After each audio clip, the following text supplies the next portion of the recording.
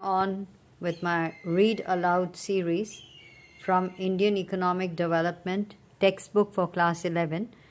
I am doing chapter 4. Poverty conjures up images of people who are devoid of basic amenities, who are looked down upon, and they are almost treated as pariahs.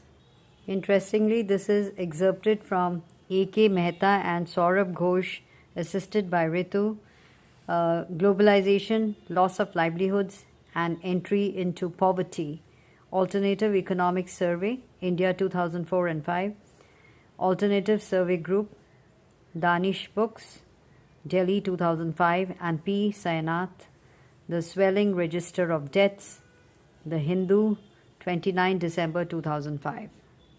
A poignant story again, or incident. I'm reading from box 4.3, Distressed Among Cotton Farmers.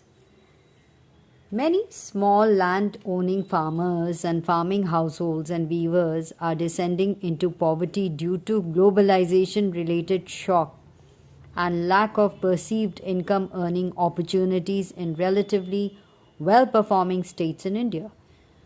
Where households have been able to sell assets or borrow or generate income from alternative employment opportunities, the impact of such shocks may be transient. However, if the household has no asset to sell or no access to credit or is able to borrow only at exploitative rates of interest and gets into a severe debt trap, the shocks can have long duration ramification in terms of pushing households below the poverty line. The worst form of this crisis is suicide. The count reached 3,000 in Andhra Pradesh alone and is rising in December 2005. The Maharashtra government admitted that over 1,000 farmers have committed suicides in the state since 2001. India has the largest area under cotton cultivation in the world, covering 8,300 hectares in 2002-2003.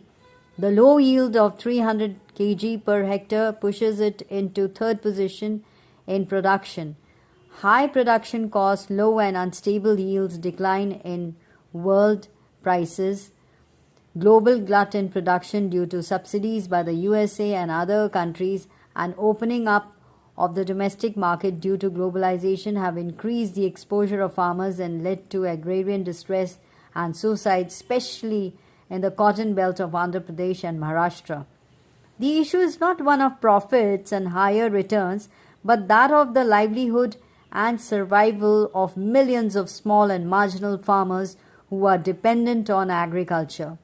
Scholars cite several factors that have led farmers to commit suicides. 1.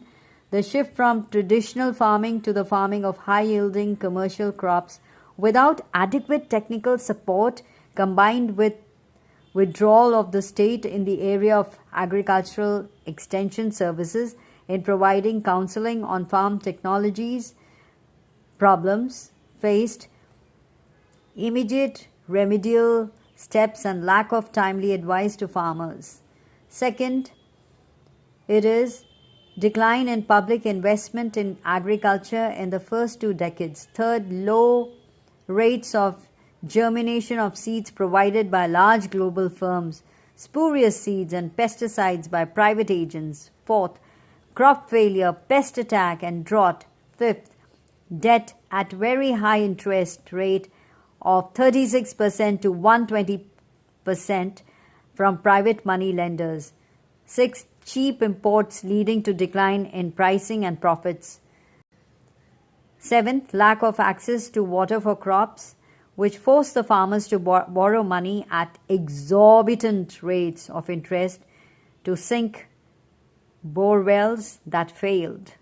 So this is one kind of problem, the distress among cotton farmers, and the sad thing is so many suicides are taking place and for them for nowhere to go. Look at this emotional, poignant picture of Shantabai, wife of Neelakantha Sitaram Khokhe, who committed suicide in Yavatma, Maharashtra.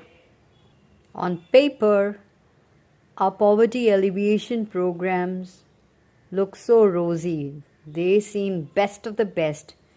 But when you do a reality check or when you see around, there is so much of squalor and poverty. I don't know why.